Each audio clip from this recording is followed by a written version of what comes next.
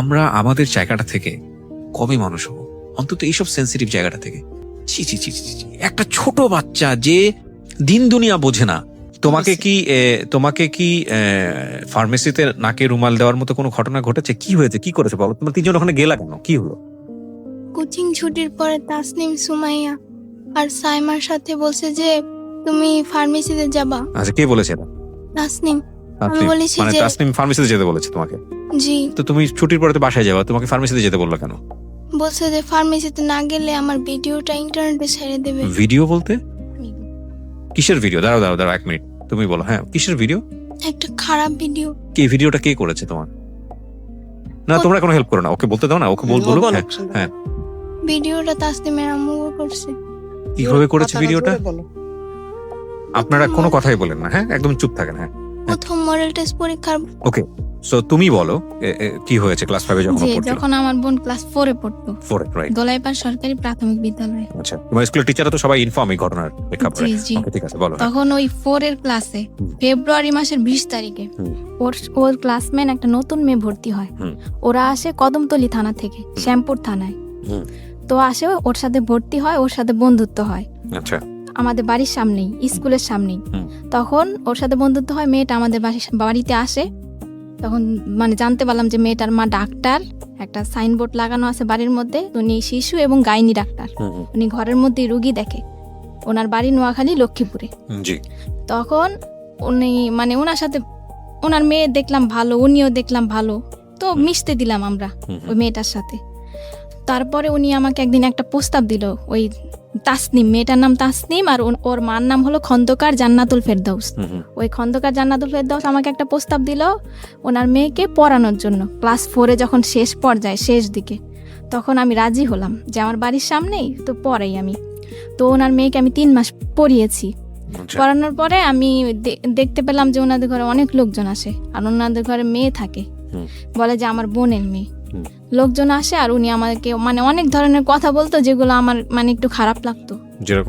যেমন বলতো যে আমার একটা গেস্ট আসছে, তো এজন্য আমি একটু পরিপাটি হচ্ছি, আমার অনেক ভদ্র গেস্ট। আবার অনেক মাঝে মধ্যে অনেক ফোনে নোংরা নোংরা কথা বলতো। তখন মানে আমার অনেক হাজবেন্ড ছিল না পাশে? না, ওনার হাজবেন্ড নাকি লন্ডন থাকে। তো ওনার মেয়েকে 3 মাস পড়ানোর পর আমার মাকে আমি এসে বলেছি যে মা, এরকম এরকম ওনার ঘরে লোকজন আসে। তখন আমার আম্মু বলছে যে তাহলে হয়তো বা মহিলাটা ভালো না, পড়ানো ছেড়ে দাও। আমি পড়ানো ছেড়ে দিয়েছি, আর আমার ছোট বোনকে ওনাদের বাসায় যেতে নিষেধ করেছি, যে ওনাদের বাসায় যাবা না। ও 3 মাস ধরে ওনাদের ঘরে একটা লোক থাকে, বলে যে ওনার ভাই। এজন্য আমার মা বলছে যে ওনার ভাই আছে অবিবাহিত, তুমি ওনাদের বাসায় যাবা না ওর সাথে। আমার ছোট বোন নিষেধ করা হয়েছে ওদের বাসায় যেতে না। এখন 5 এ উঠছে, আমার বোন উঠছে, আর ওই তাসনিম, যে মেয়েটা তাসনিম, ও এখন 5 এ উঠার পরে ওই মহিলা কিন্তু আমার ছোট বোনের অনেক খোঁজ খবর নিত ক্লাস 4 এর থেকেই। আর ওনার নাম্বারটা আমার কাছে ছিল, ওই যে আমি যে ওনার মেয়েকে পড়িয়েছি তখন ওনার নাম্বারটা আমাদের মোবাইলে সেভ করা ছিল। ওই তো আমাদের নাম্বারে ফোন দিয়ে আমার মাকে জিজ্ঞেস করতো, আমাকে রাস্তায় দেখা হইলে জিজ্ঞেস করতো। ছোট বোনের শুধু খবর নিত উনি, যে ওর কি খবর, মোবাইল করে করেও। তো ওর সাথে কি হয়েছে আমরা জানি না। নভেম্বরের 8 তারিখ বৃহস্পতিবার ছিল, ওই দিন কোচিং ছুটি হয়েছে 3টায়। স্কুলেই কোচিং করে, এজন্য আমরা টাকাও দেই। সরকারি স্কুল, কোচিং বাধ্যতামূলক। তো আমরা টাকা দেই, কোচিং করে। ওই দিন 3টা বাজে কোচিং ছুটি হয়েছে। এমনি অন্যান্য দিন 4টায় ছুটি হয়, তো একটু দেরি হয়েছে। ও আমাদের বাড়ির সামনে আবার থাকে আরেকটা মেয়ে, মারিয়া ওর নাম।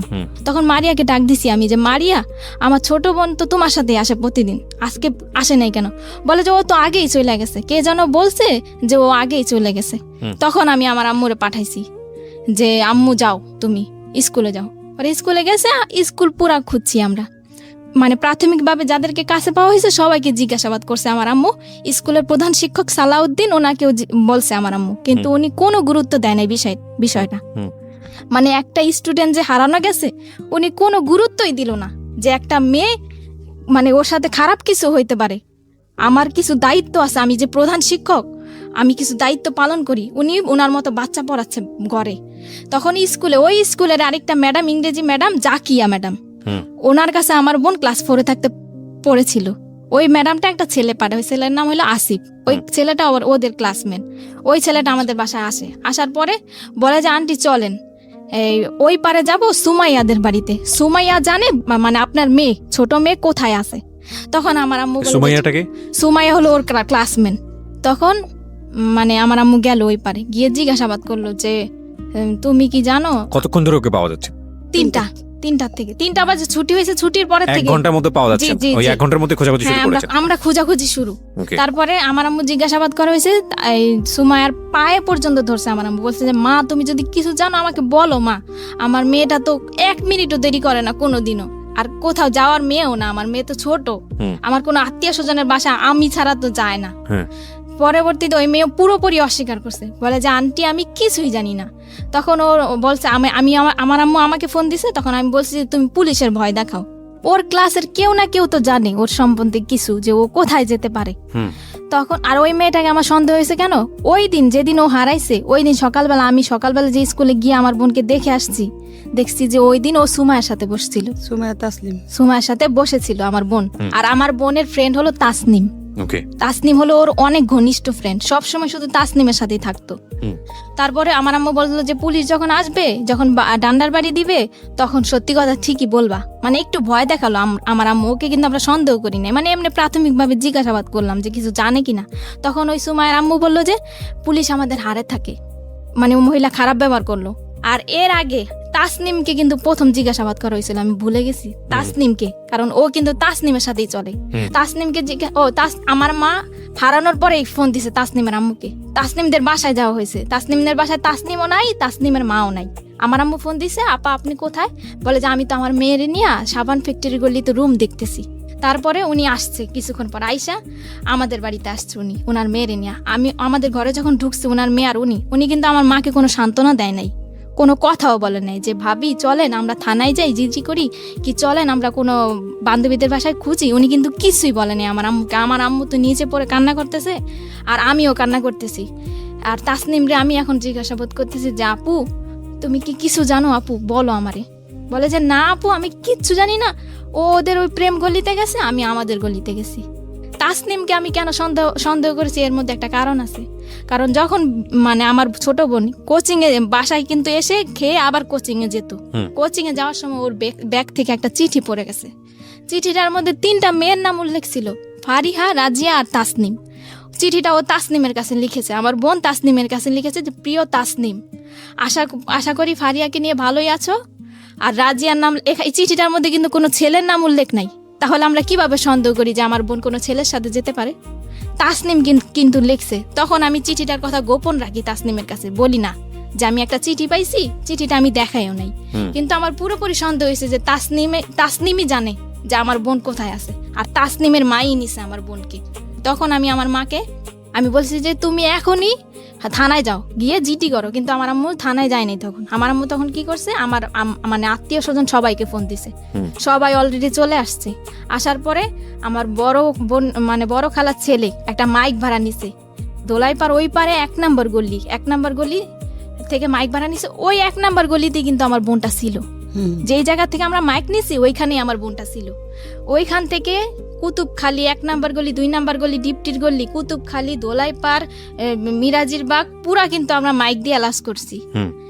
স্কুলের হেড স্যার কিন্তু কোনো পদক্ষেপ নেয় নাই, আর আমার আম্মুকে একটা ফোনও দেয় নাই, হেল্পও করে নাই। উনি কিন্তু বাচ্চাই পড়াইতেছে। স্কুল থেকে হারিয়ে গেছে, কোচিং এর থেকে স্কুলে কোচিং বাধ্যতামূলক, জি বাধ্যতামূলক, এবং কি আমরা টাকা দেই। কোচিং করতে চাইতাম না, ওইটা বাইরেই তো বেত দিয়া, আমার বাচ্চা না সবার বাচ্চা। কোচিং না করলে বাচ্চাদেরকে কম নাম্বার দেওয়া হয় এবং ফেল করিয়ে দেওয়া হয় এবং বাচ্চাদের উপর টর্চার করা হয়। দুর্ধর্ষ, কি অমানবিক। এবং আমরা কবে আসলে এই জায়গা থেকে বেরোতে পারবো? না আমি আপনার বড় মেয়ের কাছ থেকে শুনতে চাই, আপনাকে আমি ফ্লোর দিব পরে আবার। হ্যাঁ বলেন।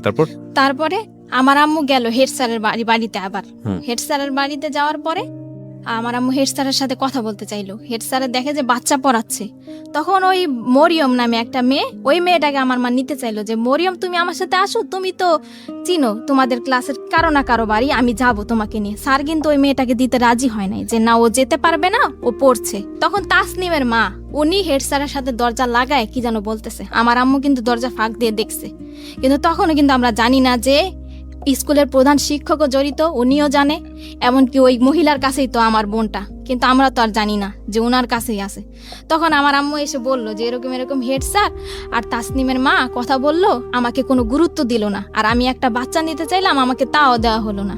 হেড স্যার বলে যে দেখেন কোনো বান্ধবীর বাড়িতে গেছে কিনা, এটা বলছে হেড স্যার। আর কোনো গুরুত্ব দেয় না যে চলেন আমি যাই আপনাকে নিয়ে থানায়, কি আমি প্রত্যেকটা গার্জিয়ানের নাম্বারে ফোন দেই, কি আপনাকে একটা বাচ্চা দেই, আপনি যান খোঁজ করেন, কি প্রত্যেকটা গার্জিয়ান আমি ডাকাই, বাচ্চাগুলোকে আমি ডাকাই, কোনো পদক্ষেপ নেয় নাই উনি। তখন আমার আম্মু মাইক দিয়ে অ্যালাউন্স করার পর থানায় গেল, সাধারণ জিডি করলো একটা। রাত্রে তখন 10টা বাজে সাধারণ জিডি কোন করার পর থানায় হয়েছে এটা? শ্যামপুর থানা। শ্যামপুর থানায় একটা সাধারণ জিডি করা হলো, কারো সন্দেহ করে না, মানে একটা সাধারণ হারানো একটা সাধারণ জিডি। যে আমাদের যে জিডির যে মামলার আজম, এসআই আজম, ওনাকে আমার আম্মু নিয়ে আসলো গাড়ি নিয়ে। আমার মেজো খালা আমার মা গাড়িতে নিয়ে আসলো। আমার আম্মু সন্দেহ করলো, আমি বললাম যে আমি ওই মহিলাকে সন্দেহ করছি, যে ওই মহিলার মেয়ের সাথেই চলে, ওই মহিলাই জানে, ওই মহিলার মেয়েই জানে। যদি ওনারাও না নেয় তাহলে ওনারা জানে যে ও কোথায় আছে, কোথায় গেছে। তখন ওই মহিলাকে সন্দেহ করে আমি আমার মাকে পাঠালাম। রাত্রে 2টা বাজে গাড়ি নামায় নিয়ে আসছে, মহিলার বাসায় গেছে পুলিশ নিয়ে। তারপরে ওনার মেয়েকে মানে আমরা পুলিশ নিয়ে চাপ দিলাম, আর ওই খন্দকার জান্নাতুল ফেরদাউসকে চাপ দিলাম আমরা। তখন ওই মহিলা কিন্তু স্বীকার করেনি, আর মহিলার মেয়েও স্বীকার করেনি। তখন ওনার মেয়েকে আমরা মানে সন্দেহ করলাম ওনার বোনকে। ওনার বোন আবার থাকে পান্থপথ, ওই দোলাই পারেই পান্থপথ একটা মানে একটা স্থানের নাম, ওই স্থানে থাকে আর কি। তো ওইখানে ওনার মেয়েকে মানে আমরা চাইলাম যে তোমার খালার বাসায় হয়তো বা থাকতে পারে। তখন ওনার মেয়েটাকে কিন্তু উনি একাই দিয়ে দিল। উনি কিন্তু কোনো আপত্তিকর মানে কথা বললো না যে না আমার মেয়েকে দিব না, আমি এত রাত্রে এতগুলা পুলিশের সাথে আমি কিন্তু দিব না আমার মেয়েকে। উনি কিন্তু ওনার মেয়েকে দিয়ে দিল আমার মার সাথে। আর আমার মা ওনার মেয়েকে নিয়ে এই রাত্রে 2টা বাজে ওর খালার বাসায় গেল। খালার বাসায় আর ওই গাড়ির মধ্যে ওনার মেয়েকে আমার মা কোলের মধ্যে রাখলো এবং বললো যে মা বলো, মা যদি তুমি কিছু জানো তাহলে বলো। কিন্তু ওনার মেয়ে কিন্তু কিছুই বললো না, যে না আন্টি আমি কিছুই জানি না। তখন ওর খালার বাসায় খোঁজা হলো, নেই, ওই বাসায়ও নেই। তখন ওই মহিলা আমার মাকে বললো, যখন ওনার মেয়েটাকে ফেরত দেওয়া হলো খুঁজে আসার পর, তখন মহিলা আমার মাকে বললো যে কাজটা কিন্তু আপনি ঠিক করেন নাই, মানে আমার বাসায় যে পুলিশ নিয়ে আসছেন কাজটা কিন্তু ঠিক করেন নাই আপনি। তখন আমার মা বললো যে আমি পুলিশ নিয়ে আসছি, একটু পর আমি র্যাব নিয়ে আসবো, মানে আপনার কাছেই আমার মেয়ে আছে, আপনিই জানেন। আমার মার তখন মাথা ঠিক ছিল না, বলছে। আর মেয়েটা কিন্তু ওনার কাছেই ছিল। কিভাবে উদ্ধার হলো তারপরে? আমার মা চলে আসলো বাড়িতে। পরের দিন সকালবেলা শুক্রবার আমার আম্মু কিন্তু শুক্রবারে র্যাবের অফিসে গেল 2বার। এর মধ্যে আমার ছোট খালা মানে মিডিয়ার লোকদের খবর দিল, 71 চ্যানেলের একজন রিপোর্টার, আর টুটুল উনি বিজয় টিভির, আর দৈনিক দিন প্রতিদিনের পত্রিকার একজন, এই 3 জন আর কি আমাদের পাশে এসে দাঁড়ালো আর কি, সান্ত্বনা দিল আমার মাকে যে আপা কান্নাকাটি করেন না, আপনার মেয়েকে পাবেন। 2 দিনে আমরা র্যাবের অফিসে গেলাম। ওই টুটুল বিজয় টিভির সাংবাদিক, ওনাকে নিয়ে, উনি সাক্ষী, কেসের সাক্ষী ওনারা। তো ওই দিন শুক্রবার আর মহিলার কাছে গিয়েছে ওনারা সকালবেলা, ওই মিডিয়ার লোকেরা, মিডিয়ার লোকদের সাথে ওই মহিলা অনেক খারাপ আচরণ করছে, এগুলো ভিডিও ফুটেজ ওই সাংবাদিকদের কাছে আছে। তারপরে ওই শুক্রবার সন্ধ্যা 7টায় আব্দুর রব নামের একজন লোক আসলো, এসে আমাদের দরজা টোকা দিল। সন্ধ্যা তখন 7টা। তখন বললো এই রুমে কি কাপড় বিক্রি করে সেই মহিলা থাকে? তখন আমার আম্মু বললো যে হ্যাঁ আমি বিক্রি করি, আমিই থাকি। আব্দুর রবটা কে জানো? আব্দুর রব, যে বাসায় ওরা রাখছে, যে বাসায় ছিল 30 ঘন্টা, ওই আব্দুর রব। বলে আমার আম্মু বলে কি, ওই লোকটা বলতেছে যে আপনার মেয়ে আমার বাসায় আছে, আমার কাছে আছে। তো আমার আম্মু বলে যে আপনার বাসায় আছে, আপনার বাসা কোথায়? বলে যে আমি তো মেম্বরের বাড়িতে থাকি। তা আমার আম্মু বললো মেম্বরের বাড়িতে এই যে আপনি কাছে থেকে আমার মেয়েটা দিলেন না, আপনি কি? বলে যে না আমি তো 7তলায় থাকি। বলে যে কোন 7তলা? বলে যে না আমি তো 1 নম্বর গলিতে থাকি। লোকটা কয় ধরনের কথা বলা শুরু করছে। আর বলে যে আপনার মেয়েটা আমার মেয়ের সাথে চলে গেছে, আপনি নাকি অনেকে মানে মারধর করেন মেয়েকে, আমার কাছে আশ্রয় চেয়েছে, আমি আশ্রয় দিয়েছি। ওনার স্ত্রীকে ফোন দিল, কোথায় তুমি? আসলো আমার বোনটাকে নিয়ে আসলো।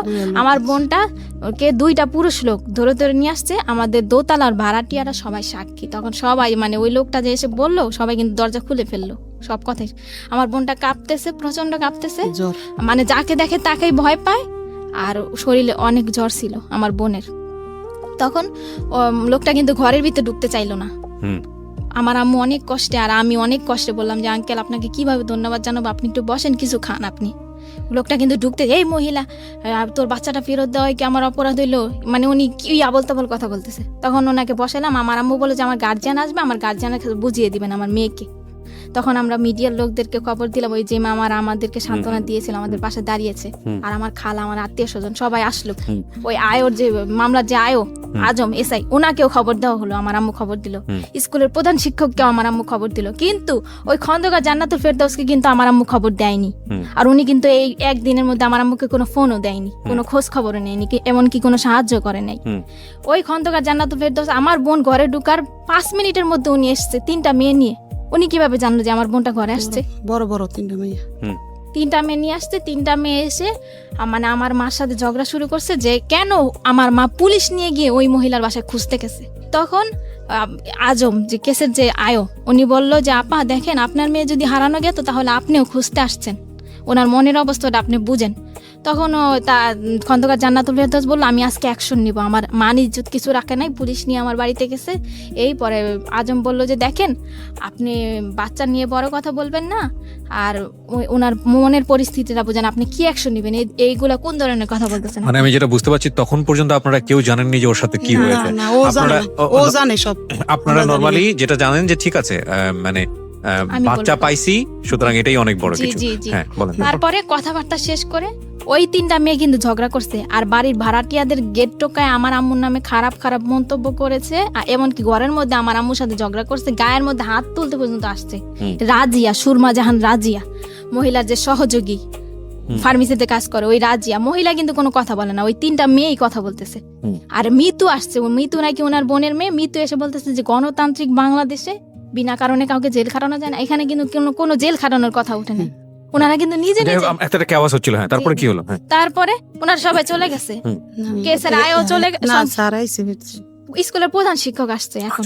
প্রধান শিক্ষক এসে বলতেছে যে এই মেয়ের মা মেয়েকে অনেক অত্যাচার করে, মেয়ে আমার কাছে অনেক দিন বলছে স্কুলে, এই মেয়ের মা মেয়েকে এত অত্যাচার করছে যে মেয়ে চলে গেছে অন্যদের বাড়িতে। তখন হেড স্যার ওকে গিয়ে ধমকাচ্ছে ভিতরের রুমে, যে এই মেয়ে, মানে ওকে নাম ধরে বলতেছে যে তুই কার সাথে গেছিস। তখন ও বলছে যে তাসনিম, বলে যে কশাকার তাসনিম না খশাকার তাসনিম। এই প্রশ্নটা ওকে 3বার করা হয়েছে, ও কিন্তু বলছে যে কশাকার তাসনিম। আর হেড স্যার কিন্তু জানে যে ও তাসনিমের সাথে চলে, আর খশাকার তাসনিম নামের কোনো মেয়েই নাই। তখন ওকে ধমকানো হলো, কিন্তু আমরা কিন্তু তখন বুঝি নাই, ওকে চোখ গোড়ানি দেওয়া হয়েছে আমার সামনে, আর আমার 2 খালা, আমার নাম কবি না, কিন্তু মানে ওকে চোখ গোড়ানি দেওয়া হয়েছে, আমরা কিন্তু বুঝি নাই যে কেন ওকে চোখ গরম দিচ্ছে। স্যার চলে গেছে, সবাই চলে গেছে। তখন পত্রিকার একজন লোক ছিল, আমার ছোট খালা ছিল, তখনই আমার বোনের অবস্থা, শারীরিক অবস্থা, তখন মিডিয়ার লোকের একটা মানে একটা জবানবন্দি নিল, ওর কাছ থেকে জবানবন্দি দিল। মানে ওই মুহূর্তে ও যা বলেছে আমি তাই বলতেছি। ও বললো যে তোমার সাথে কি কি ঘটেছে। তখন ও বলছে যে তাসনিম, সাইমা, সুমাইয়া, এই 3জনই ওদের ক্লাসে পড়ে। এই 3টা মেয়ের সাথে কোচিং ছুটির পরে আমি গেছি খন্দকার জান্নাতুল ফেরদৌসের ফার্মেসিতে যাওয়ার পর মহিলা একটা রুমালের মধ্যে কি দিছে, তারপর আমার আর কিছুই মনে নেই। পরের দিন সকালবেলা আমি উঠে দেখি যে আমি আব্দুর রবের বাড়িতে, ওই যে সাইমাদের বাড়িতে। ওকে, সাইমার বাবা কিন্তু আব্দুর রব। এতটুকু আমি ওর মুখ থেকে শুনতে চাই, মানে আপনার পাশে যে আপনার বোনটা বসে আছে, ছোট বোন, ওকে একটু মাইক্রোফোনটা দেন। আচ্ছা, যদি শুধু খালি এটুকু বললেই হবে যে তুমি যে তোমার বোনের কাছ থেকে এতক্ষণ যে কথাগুলো শুনতেছিলা, বা ও যেটা বললো তোমার সম্পর্কে, এটা কি সত্যি? জি। আপনি চুপ থাকেন, আপনি আমার সাথে কথা বলতে দেন, আপনার ইন্টারপ্রেট দরকার নাই। একটা যেটা হচ্ছে যে তোমার নামটা তুমি বলিনি, হ্যাঁ, তুমি আমার সঙ্গে একটু গল্প করো। আমি অনেকক্ষণ ধরে তোমাকে অবজার্ভ করছি, তোমার মানসিক অবস্থা খুবই খারাপ, এবং তুমি ভেঙেও পড়েছো অনেকখানি। তোমাকে কি ফার্মেসিতে নাকে রুমাল দেওয়ার মতো কোনো ঘটনা ঘটেছে? কি হয়েছে, কি করেছে বলো? তোমরা 3জন ওখানে গেলা কেন, কি হলো? কোচিং ছুটির পরে তাসনিম, সুমাইয়া আর সাইমার সাথে বলছে যে তুমি ফার্মেসিতে যাবা। আচ্ছা, কে বলেছে এটা? তাসনিম। আমি বলেছি মানে যে তাসনিম ফার্মেসিতে যেতে বলেছে তোমাকে? জি। তো তুমি ছুটির পরে তো বাসায় যাবা, তোমাকে ফার্মেসিতে যেতে বললো কেন? বলছে যে ফার্মেসিতে না গেলে আমার ভিডিওটা ইন্টারনেটে ছেড়ে দেবে। ভিডিও বলতে কিসের ভিডিও? দাঁড়াও 1 মিনিট, তুমি বলো। হ্যাঁ, কিসের ভিডিও? একটা খারাপ ভিডিও। কি ভিডিওটা কে করেছে তোমার? না, তোমরা কোনো হেল্প করো না, ওকে বলতে দাও না, ওকে বলবো। হ্যাঁ, ভিডিওটা তাসনিমের আম্মু করছে। কিভাবে করেছে ভিডিওটা? আপনারা কোনো কথাই বলেন না, হ্যাঁ, একদম চুপ থাকেন। প্রথম মডেল টেস্ট পরীক্ষার তখন এরকম কয়েকদিন হয়েছে। আর ওই যে ও যে খাবারটা খাইলে যে মাথা ঘুরাইতো, কিছুই মনে থাকতো না। তারপরে যখন ওর জ্ঞান ফিরে আসছে তখন তাসনিম বলতে চলো চলো স্কুলে যাই। ও ওরে কিন্তু বলতে ওর দাও। মধ্যে 4 দিন দেখছে স্কুলের প্রধান ওরে শিক্ষককে বলতে তাসনিমকে, ও বলতে পারে না গুছিয়ে, আপনি তো বুঝতে পারছেন। না না না, আমি এখানে একটা কথা বলি, গুছিয়ে না বলে আমাকে একটু চেষ্টা করতে দেন। আপনারা দুজন মিলে যেভাবে ইন্টারাপ্ট করছেন তাহলে তো গল্প বলতে দেবেন, আপনারা একটা শব্দও করবেন না, ওকে? দুজন মিলে একটা শব্দ করবেন না, আমি একটু ওর সঙ্গে কথা বলি প্লিজ। আমি বুঝতে পারছি আপনারা দুজনেই খুবই উত্তেজিত, এবং যে ঘটনা ঘটেছে সেটা সেই জায়গাটা থেকে আসলে আপনারা প্রত্যেকেই হয়তো চাচ্ছেন যে প্রত্যেকটা ঘটনা এখানে পুঙ্খানুপুঙ্খভাবে সবাই জানুক। আপনারা চাচ্ছেন এটা, আমি দুজনেই চাচ্ছেন। তো তাহলে বিষয়টা আমার উপরে ছেড়ে দেন। হ্যাঁ যান, আপনি আমার উপরে ছেড়ে দেন, আমি ওকে ওর সাথে কথা বলে যতটুকু পারি আমি ওর সাথে একটু জানার চেষ্টা করি। মাইক্রোফোনটার সামনে দেন। হ্যাঁ। এই যে তোমাকে যেটা খাওয়াতো, চানাচুর বা যেটা বলো বিস্কিট বা যেটাই বলো না কেন, এটা খাওয়ানোর পরে তুমি জানতা না যে কি হচ্ছে তোমার সঙ্গে, তাই কি? জি, আচ্ছা, এই ভিডিওটা তোমাকে দেখিয়েছিল কবে? মানে 15 দিন আগে হারানোর 15 দিন আগে। 15 দিন আগে দেখে কি বলেছিল? বলেছিল এটা যদি কারো কাছে বলো তাহলে ইন্টারনেটে ছেড়ে দিব। তুমি তাহলে বুঝতে পারছিলা যে তোমার সঙ্গে কি হচ্ছিল? জি, তারপর আর ওদের বাসায় যাইনি 15 দিন। কি? ও ওকে, মানে এটা কি তোমার সঙ্গে এরকম রেগুলারই হতো? 2-1 বার হয়েছে নাকি একবার হয়েছে? এই ভিডিওটা করার সময় শুধু একটাই হয়েছে নাকি এর আগেও এরকম কন্টিনিউ করতো ওরা এই কাজগুলা? সেটা আমি জানি না আমার সাথে কি হতো, কিন্তু ভিডিওটা দেখার পরে বুঝতে পারছি আমি কিছু একটা হতো তোমার সঙ্গে, জি এবং এটা দেখার পরে তুমি ছেড়ে দিয়েছো যে আর তুমি আর ওদের বাসায় যাও নাই? জি। আর আচ্ছা। ওই বাসায় আমি হেড স্যারকে 4 দিন দেখছি, আমাদের স্কুলের প্রধান শিক্ষককে। 2 না, দিন আপনারা দেখছি। কেন কথা বলতেছেন? আপনারা কথা বলতে তাহলে তার বড় দরকার নাই এখানে, আপনি তোর সঙ্গে কথা বলতেছি না, আপনারা কেন আপনারা কি উত্তেজিত অনেক বেশি? আমাকে একটু ফ্লোর দেন না, আমি কথা বলি প্লিজ। কেউই কোনো কথা বলবেন না, আমার যেটা জানার দরকার সেটা আমি ওর কাছ থেকে বের করে নিব, ঠিক আছে? ওকে, হ্যাঁ বলো, তুমি বলো, তুমি তোমার মতো করে বলো না, যা হয়েছে হয়েছে বলো। হ্যাঁ কি হয়েছে বলো। হেড স্যারকে আমি 4 দিন দেখছি। 2 দিন দেখছি ওনাদের বাসায় হাসাহাসি করতেছে তাসনিমের আম্মুর সাথে, আর 2 দিন দেখছি গোসল করতে। হেড স্যারকে গোসল করতে দেখেছো ওই বাসাতে? জি আচ্ছা, তো তুমি যখন এই ধরনের একটা ঘটনা তুমি ওই বাসার মধ্যে, তুমি তো বুঝতে পারছিলে যে কিছু একটা হচ্ছে যেটা হওয়া উচিত না, তাই না? কিছু কি বুঝতে পারতেছিলা যে কিছু একটা হচ্ছে? হেড স্যারকে তো এই বাসায় দেখার কথা না, তুমি কি বুঝতে পারতেছিলা বিষয়টা? নাকি মনে হচ্ছিল যে ঠিক আছে দেখছি, ঠিক আছে? তোমার মনে হয়নি যে এই বিষয়গুলো গিয়ে বাবা মার সঙ্গে কথা বলি, মাকে জানাই বা আমার বড় বোনকে জানাই, এটা মনে হয় নাই? কি মনে হয়েছে যে জানালে কোনো সমস্যা হতে পারে, বা ওদেরকে জানালে বকাঝকা করতে পারে, মার দিতে পারে, এরকম কিছু কি? না, তাহলে জানাওনি কেন? আমি মানে আর কি আমার অনেক চাপ ছিল। কি ধরনের চাপ বলো তো? তোমার মা যদি তোমাকে বকাঝকা করে এটা বলতে কোনো সমস্যা নাই, পৃথিবীর সব মাই তার বাচ্চাদেরকে শাসন করে, টেনশন করার কোনো কারণ নাই, ঠিক আছে? তুমি আমাকে দিল খুলে বলো, হ্যাঁ মন খুলে বলো, কি হয়েছে তোমার সঙ্গে, কিসের চাপ ছিল? আমি সকালে 9টার দিকে স্কুলে যেতাম, স্কুলে ক্লাস করে 2টা বাজে ছুটি দিত। জি। ছুটি দেওয়ার পর বাসে যেতাম খাবার খেয়ে, তারপরে 3টা বাজে আসতাম, 4টা বাজে ছুটি দিত কোচিং এ। আচ্ছা, তারপর? তারপর আবার হেড স্যার একজন শিক্ষক টিচার খুঁজে দিছে, হ্যাঁ। তার কাছে পড়তাম 7টা থেকে 8টা পর্যন্ত 1 ঘন্টা। আচ্ছা তারপর আবার বাসায় পড়তাম, কোনো বলার সুযোগ ছিল না। আচ্ছা আর এছাড়া আমি আমার মাকে বলছিলাম যে আমার পেটে নিচে প্রচুর ব্যথা করে, আমার আম্মু বলে যে গ্যাস্ট্রিকের ব্যথা, এই কারণে। তার মানে তোমার সঙ্গে যখন এই ঘটনাগুলো ঘটতেছিল, যখন তুমি বুঝো না বিষয়টা, তখন তুমি বাসায় বলেছো যে তোমার এটা ব্যথা করে, কিন্তু তোমার মা এই জিনিসটাকে বেশি আমলে নেয়নি, তাই কি? জি। আচ্ছা, তারপর কি হলো? ঠিক আছে, গ্যাস্ট্রিকের ব্যথা, কোনো ট্যাবলেট দিয়েছিল?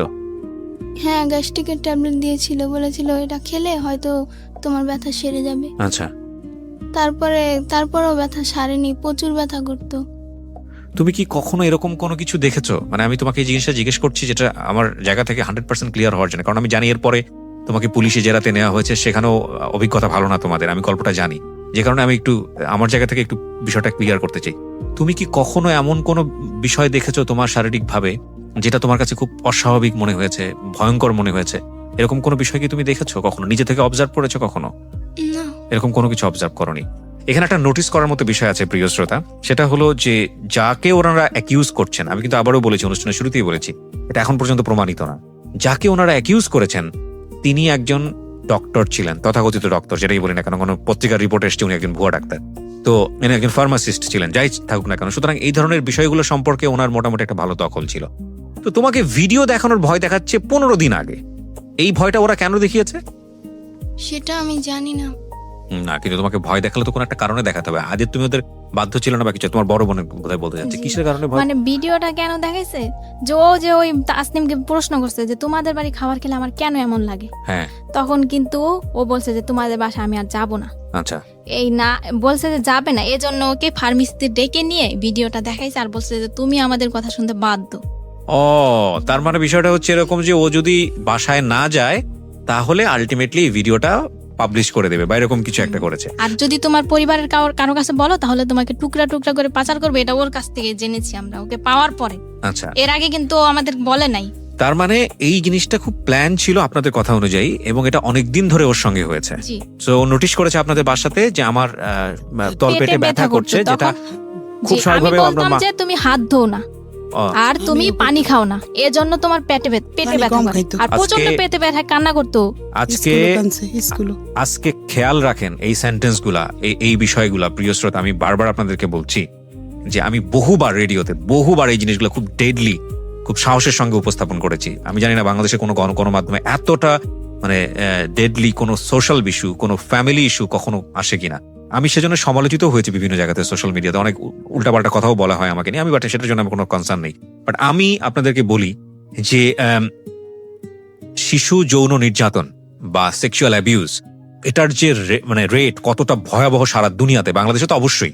কোনো শিশু যদি কোনো পার্টিকুলার বিষয় নিয়ে কোনো কথা বলে, শরীরের কোনো একটা পার্টিকুলার বিষয় নিয়ে, সেটাকে এই যে ওনারা যেভাবে মানে উড়িয়ে দিয়েছেন যে ঠিক আছে তুমি হাত ধাও না সেজন্য তলপেট ব্যথা করে, তুমি ঠিক মতো খাওয়া দাওয়া করো না, তোমার গ্যাসের প্রবলেম। কিন্তু এই সামান্য ঘটনা যেটাকে সামান্য মনে করেছে, সেটা যে কত অসামান্য এবং কত ভয়ানক রকমের সমস্যা হতে পারে এই সামান্য ব্যথার পেছনে, এটা যদি পরিবার আগে থেকে খেয়াল করতো তাহলে হয়তো এই মেয়েটার জীবনে এরকম দিন হয়তো বা আসতো না। আমি একটু সামনের দিকে আরেকটু আগাতে চাই। তো তুমি বলো, ওকে দেন, ফার্মেসিতে নিয়ে যাওয়ার পরে তোমার কি মনে আছে যতক্ষণ পর্যন্ত তোমার সেন্স ছিল কি করা হয়েছে তোমার সঙ্গে একটু বলো তো? ওই রুমাল ধরা পর্যন্ত কি কথাবার্তা হচ্ছিল তোমার সঙ্গে? একটা হলো তোমাকে ভিডিও দেখালো, ভয় টয় দেখায় তোমাকে ফার্মেসিতে নিল, তো ফার্মেসিতে যাওয়ার পরে তোমার সাথে কি কথাবার্তা হচ্ছিল যতটুকু তোমার মনে আছে সেন্স হারানোর আগ পর্যন্ত? ওকে দেন, ওকে দেন। ভিক্টিম আমরা ছোট বোন। 3 বান্ধবী মিলে ফাইজলামি করতেছিলাম। আন্টি কি যেন একটা করতেছিল, রাজিয়া জাহান সুরমা যে ওদের ফার্মেসিতে কাজ করে মেয়েটা, হুম। ওই মেয়েটার সাথে উনি কথা বলতেছিল। হুম। 3-4 মিনিট পরে দেখি উনি একটা রুমালের মধ্যে কি যেন দিতেছে। তো আমি জিজ্ঞেস করছি আন্টি কি করেন, তা বলে কি চুপ করো একটুখানি বসো। তারপর আমার নাকের ভিতর ধরার পরে আমার আর কিছু মনে নেই। তোমার এই নাকের ভেতর ধরার পরে যখন তোমার সেন্স ফিরছে, ফার্স্ট মেমোরিটা কি? প্রথম তোমার কি মনে আছে? কি দেখছো তুমি ঘুম থেকে ফেরার পরে? কি মনে আছে? কিছু মনে আছে? হ্যাঁ, কি সেটা? আমি ওখানে আমি যখন নাকি ঘুম থেকে উঠি তখন দেখি সাইমাদের বাসা। সাইমাটাকে তোমার বান্ধবী? জি, আচ্ছা, হ্যাঁ, সাইমাদের বাসা। তারপর? সাইমাদের বাসায় হ্যাঁ। ওখানে ওর বাবাকে দেখছি, ওর আর একটা লোককে দেখছি, আর একটা মেয়েকে দেখছি, হ্যাঁ। আর ওর মাকে দেখছি। হ্যাঁ। তো আমি সাইমাকে জিজ্ঞেস করছি যে আমি এখানে কেন, আমি তো ফার্মেসিতে থাকার কথা। রাইট। তো বলে যে চুপ করে থাকো, পরেরটা পরে বোঝা যাবে। অনেকবার জিজ্ঞেস করছি, আমাকে ধমক মাইরা মেরা চুপ করা দিছে। এই সাইমাটা কি তোমার বয়সী ছিল? জি, ও কোন ক্লাসে পড়তো? 5। একই ক্লাসমেট তোমার? জি, আমি অবাক হচ্ছি প্রিয় শ্রোতা, নাথিং টু সে। আমি ফ্লোর দিব, তবে তার আগে আমাকে একটা বিরতি নিতে হবে। আপনারা সবই ফেসবুকে দেখতে পাচ্ছেন, আমরা স্টুডিও থেকে আছি ফেসবুক লাইভে। বাট আমি বারবার আপনাদেরকে বলছি এটা একটা অমীমাংসিত সত্য। আমরা সত্য মিথ্যা আপনাদের উপরেই ছেড়ে দিয়েছি। এটা এই মামলাটি কোর্টে জাজমেন্ট অবস্থায় রয়েছে। ওনারা যে বক্তব্য দিচ্ছেন সেটা আমরা জাস্টিফাই করব না, সেটা জাস্টিফাই করার দায়িত্ব হচ্ছে কোর্টের। কতটুকু সত্য বলছেন, কতটুকু মিথ্যা বলছেন সেটা পুলিশ ইনভেস্টিগেট করবে এবং কোর্ট সেখান থেকে রায় দেবে। শেষ পর্যন্ত কোর্ট যে রায় দেয় সেটার প্রতি আমাদের আস্থা আছে। কিন্তু আমরা এটাকে উপস্থাপন করতে চাই আমাদের সামাজিক যে লেসন বা আমাদের এইরকম ঘটনা থেকে আমাদের নিজেদের যে একটু সতর্ক হওয়া, সেই জায়গাটি থেকে আমরা অবশ্যই আস্থা রাখতে চাই মহামান্য বিচারকের উপর, আমরা আস্থা রাখতে চাই মহামান্য কোর্টের উপর। আমরা এটাকে একটা এভিডেন্ট হিসেবে উপস্থাপন করছি না, আমরা কাউকে এখানে অ্যাকিউজ করছি না। ওরা যা বলছে সেটা যে 100% সত্য সেটাও আমরা দাবি করছি না। সেই দাবিটা সে নিরূপণ করার দায়িত্ব হচ্ছে কোর্টের, যেটা আমি অনুষ্ঠানের শুরুতেই ডিসক্লেমার হিসেবে আপনাদেরকে বলেছি। তবুও আজকে ওরা যা বলছে সেটা বিশ্বাস অবিশ্বাসের জায়গায় আপনি ব্যক্তিগতভাবে রাখতে পারেন, রেখে আপনার না জোর সাথে কি হয়েছে ওকে না ঢাকা মেডিকেলে কেন নিবেন আপনারা? তো তখন পর্যন্ত ধরেন যেটা জানলেন জ্বর, ওকে পাইছেন, তাতেই আপনারা খুশি। আশেপাশে কিন্তু ওকে ওইরকম কোনো ডাক্তারখানা নাই, শুধু ফার্মেসি। আমরা কি ওকে কাঁপতেছিল, রাইট? জি, ওকে ও কাঁপতেছিল। ওর কোনো শারীরিক ওটা ভাবেন নাই, ভাবছেন যে ওকে ট্রিটমেন্ট করা দরকার? জি, আচ্ছা, প্রচন্ড জ্বর ছিল ওর। আচ্ছা, এমনকি হেডমাস্টার নিজে ওর মাথায় হাত দিয়ে দেখেছে যে ওর জ্বর ছিল। আচ্ছা। তখন ওকে আমরা ঢাকা মেডিকেল নর্মালি নিলাম আর কি। তখন ওকে আমার আম্মু বললো যে হারানো গেছে, 30 ঘন্টা পরে পেয়েছি মেয়েটাকে, জ্বর, আমরা দেখাবো। তখন কিন্তু ওকে মানে পুলিশ মহিলা দেওয়া হলো 2 জন, ওকে কিন্তু চেক আপ করা হলো। আচ্ছা, ওই মেডিকেল থেকে দেওয়া হলো? জি জি, চেক আপ করা হলো। চেক আপ করার পরে ওকে ওসিসিতে দেওয়া হলো। আমরা কিন্তু ওসিসি চিনি না, ওকে ওসিসিতে দেওয়া হলো। ওসিসিতে ভর্তি করার পরে আর ওই মহিলা চেক আপ করার পরে বলছে যে আপনার মেয়ের তো মানে হয়েছে, ওর সাথে খারাপ কিছু হয়েছে। এটা কে বলেছে? পুলিশ বলেছে নাকি? মানে চেক আপ করার পরে আমরা কিন্তু বলছি যে হারানো গেছে মেয়েটা, জ্বর, আমরা দেখাবো। ও মানে মেডিকেল থেকেই বললো যে হ্যাঁ বলেন। হ্যাঁ, আমি রুমের ভিতরে মানে ডাক্তার নাই ওদিন, শুক্রবার বন্ধ, ডেলিভারি রুগী অগল ঢুকছে সমানে, তো ডাক্তার নাই। তারপর একজন ডাক্তার আসছে, ডেলিভারি রুগী থেকে ওরে দেখবো, সে নর্মালি দেখবো। দেখার পর আমি বলছি হারাই গেছে, এই কথা বলছি। হারাই গেলের কথা বললে ওই জায়গা করে পরীক্ষা নিরীক্ষা করে যে হারাইয়া গেছে মানে কোনো সমস্যা হয়েছে কিনা। তখন মহিলা পুলিশ দিচ্ছে একজন আর পুরুষ পুলিশ 2 জন। এই 2-3 জন আমাদের সাথে এই 11টার থেকে 3টা পর্যন্ত দাঁড়াইছিল। দাঁড়াই থাকার পরে চেক করছে ওরে। আমার বোনও ছিল লগে, আমার ওই সাংবাদিক উনিও ছিল একজন পেপারের। ওইরা উনি বলে যে এই বাচ্চার সাথে তো খারাপ কিছু হয়েছে, একের অভিজ্ঞবার। তখন আমি মনোওয়ালের লগে জানেন নিজে পয়রা গেছি আমার বাচ্চার সাথে কি হয়েছে।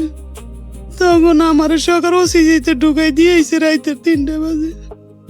আমি রাইতে ছিলাম, সকালে বাসায় গেছি। আবার আমার আর থাকতে দিচ্ছে না ওইখানে মা থাকতে পারে না। জি, আমি বলতে চাই, আর ওকে যখন পাওয়া গেল ওই কিন্তু এই ভিডিওর কথাগুলো আমাদের কাছে বলে নাই। আচ্ছা, শুধু ওই ফার্মেসির কথাই বলছে। তখনও জানে না? না, তখনও আমরা জানি না যে ও কিন্তু ও জানে। তারপরে ওকে ঢাকা মেডিকেলে 4 দিন রাখা হলো, এবং কি ঢাকা মেডিকেলের পুলিশরা ছাড়পত্র দিয়ে বললো যে আপনারা কি মামলা করছেন? তখন আমার আম্মু বলে যে না, বলে যে আপনারা মামলা করেন, আসামিদেরকে গ্রেফতার করেন। জি, তখন আমরা মামলা করতে গেলাম। আমার মার কেস নেয় না থানায়, নিবে না আমার আম্মুর কেস। পাঠাইছে। কি করেছে আপনাকে থানা থেকে বলেন? থানায় আমার মামলা নেয় না, কয় কি মেডিকেলের রিপোর্ট যাব না আসবো, এবার আমরা মামলা করতে পারবো না। আচ্ছা, তখন ওই সাংবাদিক করে ফোন দিছি, ওরা গেছে বড় মামলা লইব। অন কি করবো, আইওরে পাঠাইছে মেডিকেল। আইও যায়া মোবাইলে মাইয়ার জবানবন্দি নিয়ে আসছে, তারপর মামলা করছে। মানে আয়ু সহযোগিতা করছে? হ্যাঁ, আইও মেডিকেল পাঠাইছে ওসি। আচ্ছা, যায়া মেডিকেল থেকে ওনাদের কিছু ফর্মালিটিস আছে, সেটা মেইনটেইন করতে ওইটা কইতে পারে নাই, ভিডিওর গুলা বলতে পারে নাই, পরে অসুস্থ ছিল। আচ্ছা, বলছে আমি ওই না সানবারে গেছি, তারপরে দেখি সাইমাকে বসে, এইটুকু পর্যন্ত বলতে পারছে। তারপরে আইও আইনা ওসির কাছে দিছে, ওসি গ্লেস লেখছে, আসামি ধরছি আনছি থানায়। ওই সুমায়ার মারে ধরাই নেই। সুমায়ার মা যে এই লোক জড়িত আমরা জানি না। তো আপনি আসামি কাকে মনে করেন? আসামি ওই ডাক্তারের বেডি, তাসলিমের আম্মু ডাক্তার, তার সহকর্মী, ওই যে ভিডিও রেকর্ডিং করছে যে মায়েরে, আর যে আব্দুল রবের বাসায় বই আবার ঘটনা হইছে ওর সাথে খারাপ কিছু, আব্দুল রবরে ধরাইছি। আচ্ছা, 3 জন আসামিকে আপনি মামলা ধরে নিয়ে এসে পরে মামলা হয়েছে? না, মামলা করার পরে গাড়ি দিছে, নিয়ে আসছে। মামলার এজাহারটা আমার কাছে আছে, আপনারা নিয়ে এসেছেন, আমি একটু ফটোকপি আছে আমার কাছে। প্রিয় শ্রোতা, আমি খুব কিছু অল্প অংশ আপনাদেরকে একটু শোনাতে চাই। আমার মনে হয় যেটা পত্রিকার রিপোর্টটা কি কবে হয়েছে? মামলা হওয়ার পরে? মামলা হওয়ার পরে কোর্ট উঠাইছে যেদিন এদিন। আচ্ছা, তাহলে আমি একটা কাজ করি, আমি বরং পত্রিকার রিপোর্টটাই আপনাদের একটু পড়ে শোনাই, তাহলে আপনারা বুঝতে পারবেন যে কি ঘটনা ঘটেছে এবং ঘটতে চলেছে। এটা হচ্ছে একটা স্থানীয় পত্রিকা, আমি যদি ভুল না করে থাকি, দৈনিক আলোর জগৎ। আমার আইডিয়া নেই পত্রিকা সম্পর্কে। এটা হচ্ছে 15ই নভেম্বর 2018। এই পত্রিকায় যেটা এসছে, টাইটেলটা ছিল এরকম যে রাজধানীর শ্যামপুরে ধর্ষণ মামলায় ভুয়া ডাক্তার সহ 3 জন গ্রেপ্তার। রাজধানীর শ্যামপুর থানাধীন ধোলাইপাড় সরকারি প্রাথমিক বিদ্যালয়ের 5ম শ্রেণীর এক ছাত্রীকে ধর্ষণের অভিযোগে 3 জনকে আটক করেছে পুলিশ। বাদী সালমা আক্তার 40, যিনি আজকে আমার সঙ্গে স্টুডিওতে আছেন, তিনি জানিয়েছেন গত 8ই নভেম্বর বৃহস্পতিবার আইরিন ব্র্যাকেটে ছদ্মনাম, আপনি আপনার মেয়ের নাম এখানে ব্র্যাকেটে ছদ্মনাম ব্যবহার করেছেন, আমরা নিজেরা নাম উচ্চারণও করিনি আজকে এখানে।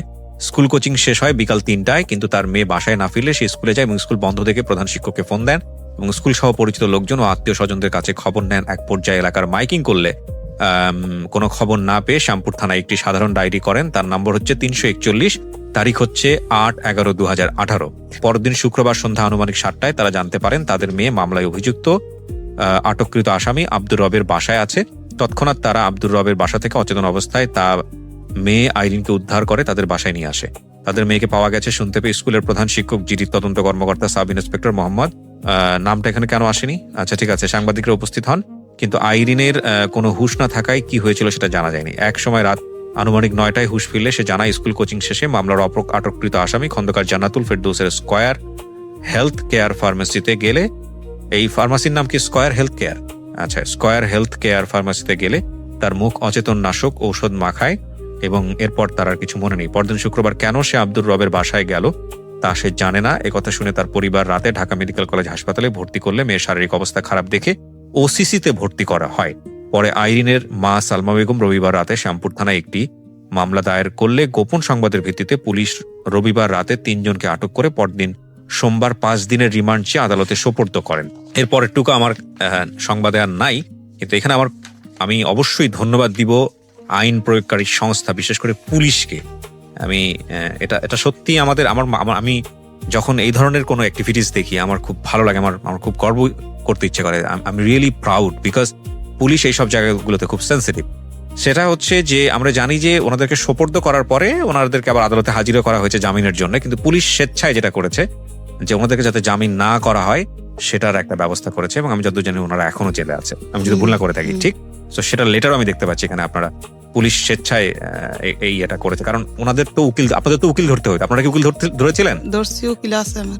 আছে, তো ঠিক আছে, 3 জনকে ধরে নিয়ে গেল। আমি সময় পেলে আরো কিছু ডকুমেন্টস আমি আমার শ্রোতা যারা আছেন তাদেরকে পড়ে শোনাবো। হ্যাঁ হ্যাঁ। মামলা করার পরে মানে থানার লোকেরা জিজ্ঞাসাবাদ করলো আমার বোনকে, আমার মাকে। ওসি বলল যে সবে তো মাত্র থাকা শুরু, এখানে আরো কত থাকতে হবে। কে বললো এটা? ওসি, থানার ওসি আমার মাকে বললো। হ্যাঁ।